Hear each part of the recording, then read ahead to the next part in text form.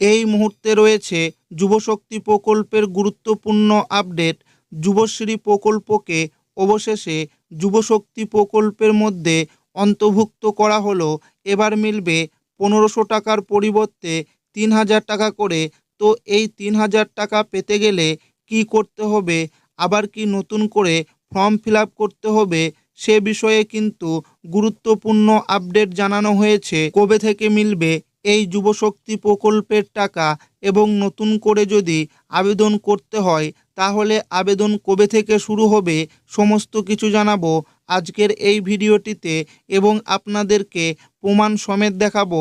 তাই ভিডিওটি প্রথম থেকে শেষ পর্যন্ত দেখবেন এবং আপনি কোন জেলা থেকে দেখছেন অবশ্যই কমেন্টে লিখে জানাবেন। যুবশক্তি 3000 টাকা, এই মুহূর্তে বড় খবর।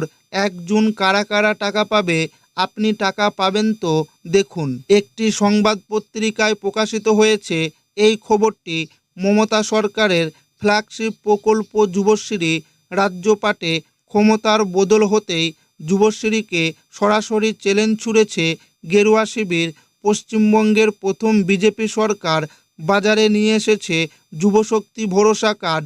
এই নতুন প্রকল্পের অধীনে বাংলার বেকার যুবক যুবতীদের জন্য প্রতি মাসে 3000 টাকা ভাতার সংকুলান করা হয়েছে। যুবশ্রী প্রকল্পে মিলত 1500 টাকা করে, অর্থাৎ যুবশক্তি ভরসা কার্ড এর প্রাপ্ত অর্থ একবারে দ্বিগুণ। আগামী 1 জুন থেকেই এই বর্ধিত ভাতা দেওয়ার প্রক্রিয়া শুরু হয়ে যাবে।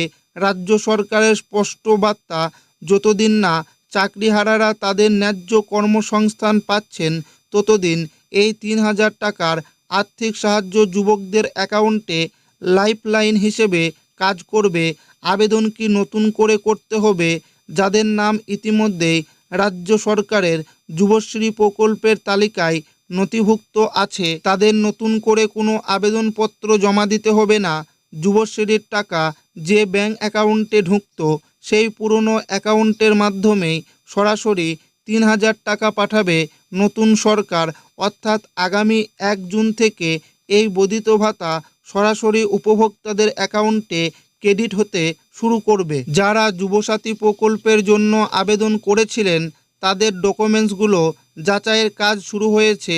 যাচাই সম্পূর্ণ না হওয়া পর্যন্ত এই উপভোক্তাদের টাকা দেওয়া হবে না বলে সূত্রের খবর।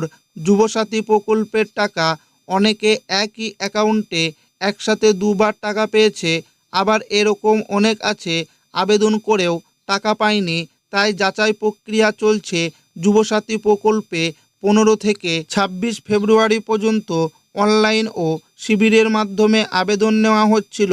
খুব কম সময়ের মধ্যেই টাকা পাঠানো শুরু হয়। প্রথমে প্রায় 1 লক্ষ উপভোক্তার অ্যাকাউন্টে টাকা যায়, পরে ধাপে ধাপে মোট 55 লক্ষ মানুষের অ্যাকাউন্টে টাকা পাঠানো হয়।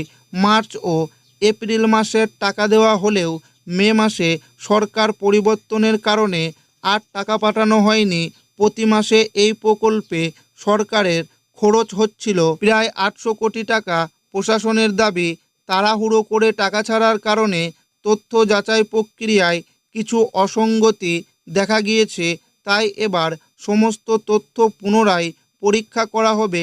ইতিমধ্যে শিবিরে জমা পড়া আবেদনগুলি ডিজিটাইজ করা হয়েছে, ফলে যাচাই করতে বিশেষ সমস্যা হবে না বলেই মনে করছে প্রশাসন। এসআইআর প্রক্রিয়ায় যাদের নাম বাদ পড়েছে তাদের টাকা দেওয়া হবে না, কিন্তু যাদের মামলা ট্রাইব্যুনালে রয়েছে এবং যারা সিএএ এর জন্য আবেদন করেছেন তারাও আপাতত এই সুবিধা পাবেন। আর খুব শীঘ্রই অনলাইনে যুবশক্তি প্রকল্পের ফর্ম ফিল আপ করতে হবে।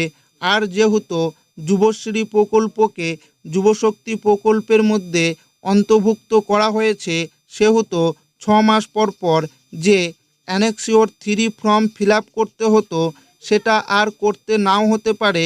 এবার দেখার বিষয় সরকার এই বিষয়ে কতটা চিন্তাভাবনা করে।